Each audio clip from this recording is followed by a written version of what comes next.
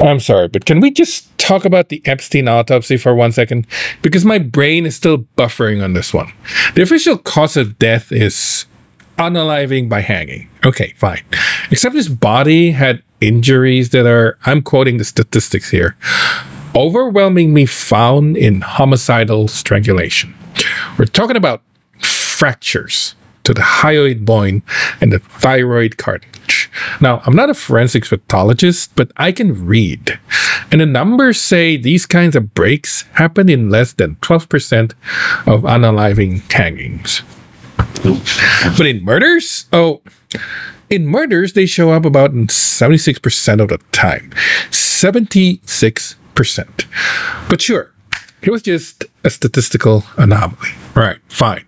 The unluckiest guy in the world who managed to give himself injuries that scream murder while committing self-unaliving. And this isn't even some fringe theory. The pathologist that his own family hired, Dr. Michael Baden, a guy with 5 decades of experience who has seen thousands of bodies, flat out said he'd never, not once in his entire career, seen this combination of 3 specific fractures in one self-unaliving. Never. But we're all supposed to just nod along? Okay, well, the official report says so. The official report is starting to sound like the world's most unbelievable improv scene. And that's just the beginning of the Make It Make Sense challenge. Let's talk about the other boo-boos they found. Petechiae. And that is the petechiae, those little burst blood vessels on his face and his eyes. And that is the petechiae, those little burst blood vessels on his face and in his eyes. That's a classic sign of someone's airway being compressed or pressure building up. But then there are the contusions on his wrists, an abrasion in his forearm, deep muscles, hemorrhaging in his shoulder, an unexplained injection mark. It's like his body was a checklist of things that can happen when you get into a physical fight, and not things that happen when you're alone in a cell. They want us to believe that he maybe tripped and fell and got all banged up right before he decided to unalive himself. A fall with injuries that specific? Come on. The whole thing feels less like a tragedy and more like a really, really poorly written script. And if you want to talk about bad script, let's get to the props department. The ligature, the noose. First of all, it was made from an orange bedsheet. Okay, prison life, but get this. Both ends were folded and hemmed, as in neatly finished. I'm sorry, did he pause for a quick arts and crafts session? Did he break out a needle and thread? Does it seem like, oh, I don't know, just a little more likely that the thing was fabricated after the fact? It raises the question of whether that was even the device that was used. And here's the kicker. They didn't even bother to do DNA testing on it. This is the most high-profile death in federal custody in a generation, connected to a web of the most powerful people on the planet, and they just couldn't be bothered to swab the murder alleged self-unaliving weapon for DNA. It's not just a procedural failure, it's a procedural black hole. It's like they're actively trying to not find evidence. Speaking of not finding evidence, let's talk about the crime scene itself, or rather, the lack of documentation of the crime scene. You would think in a case this sensitive, they'd be taking pictures of everything, every angle, every detail. You'd especially want a picture of the body when it was found. That's Forensics 101. It helps you reconstruct the mechanics of what happened. Did the ligature marks match the position? Was the force of suspension even enough to cause those injuries? Guess what? According to the reports, those photos do not exist. They took pictures of the jail cell, sure. They took pictures at the autopsy. But the one crucial set of images they could help verify the original story? Poof, gone, vanished It's like they were actively trying to create evidentiary gap, a void where the truth is supposed to be. And the chief medical examiner, Dr. Sampson, her defense is basically, well, you have to look at the totality of the evidence. What totality? The totality of the evidence is that the evidence is missing. The parts that do exist contradict the story, and the parts that would confirm it have conveniently disappeared. And this is fine. Everything is fine, fellas. And this is where my conspiracy string board comes out. Because you cannot look at this level of systematic failure and call it a coincidence. You just can't. Let's move from the physical evidence to the human evidence. The guards. The two people whose only job, they have one job, to guard him. They were supposed to check him every 30 minutes. This is a man who had already attempted self-unaliving just weeks earlier. He was the most important inmate in that facility. And for 8 straight hours, they did nothing. Allegedly, they just slept. They surfed the internet, and then they falsified the logs to say that they'd done their rounds. For 8 hours. They didn't just fail, they actively covered up their failure. This isn't just a whoopsie. This is a dereliction of duty so profound, it borders on complicity. And the system itself set them up for it. This is the Metropolitan Correctional Center in Manhattan, and it was apparently run with all the efficiency of a middle school bake sale. The Department of Justice's own Inspector General found 12 specific staffing failures during his incarceration. Untrained professional, protocol violation, the whole 9 yards. And the cameras, the surveillance cameras on this unit here were reportedly, you guessed it, not working, malfunctioning, broken.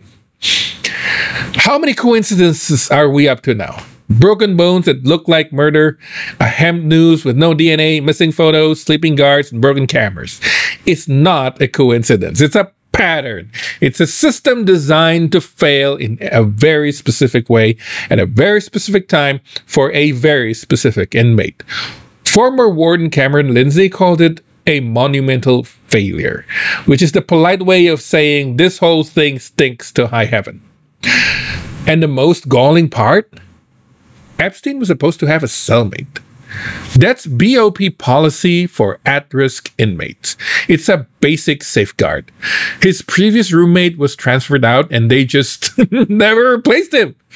He was left alone in violation of their own directive on the one night when the guards weren't watching and the cameras weren't working. You could not write a more perfect scenario for something to happen to him. Whether it was by his own hands or someone else's, they rolled out the red carpet for this self-unaliving. And this is where it gets the bigger one than just one death.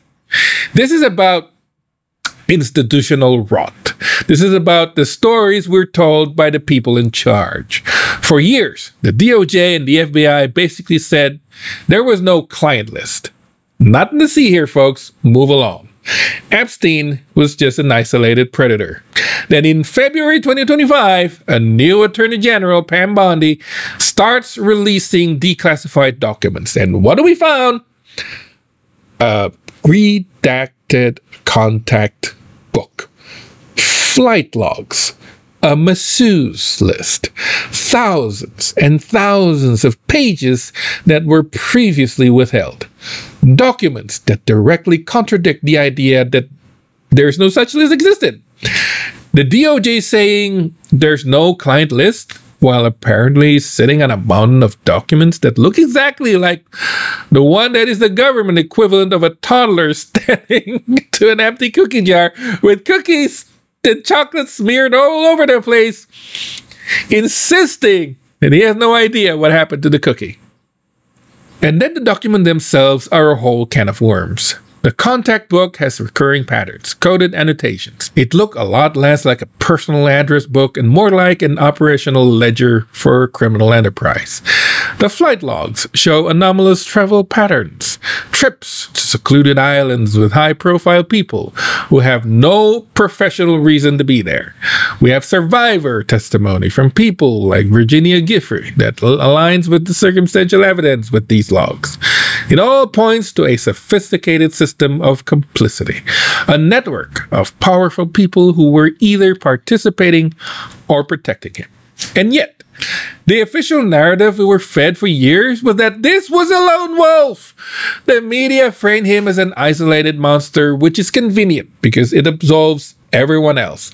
It deflects from the systemic rot that allowed him to operate for decades.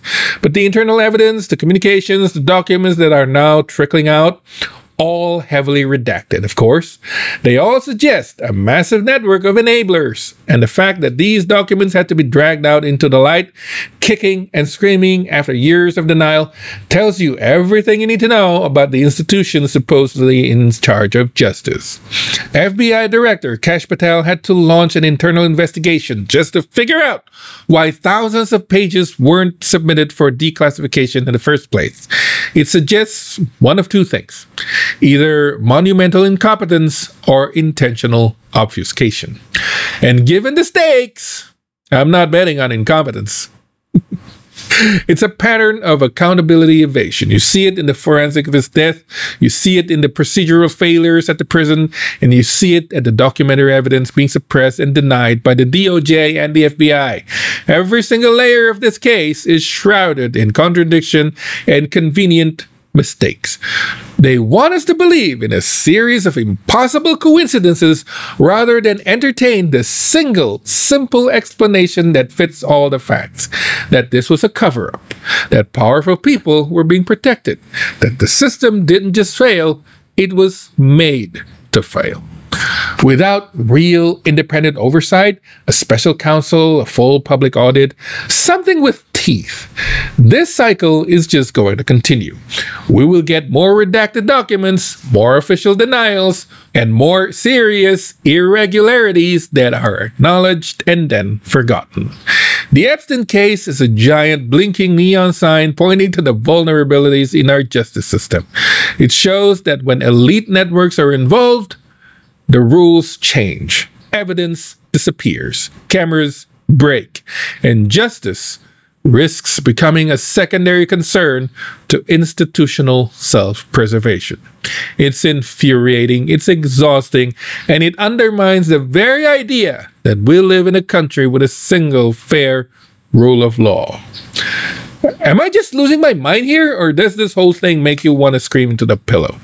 Let me know what you think in the comments. I genuinely need to know if I'm not the only one staring at this mess and thinking it's completely unbelievable. And seriously, if you're into deep dives that aren't afraid to get a little unhinged when things just don't add up, do all the good YouTube things. Hit that like button so the algorithm knows we're asking the right questions. Subscribe if you haven't already, and ring that bell so you don't miss the next time an official story completely melts my drain.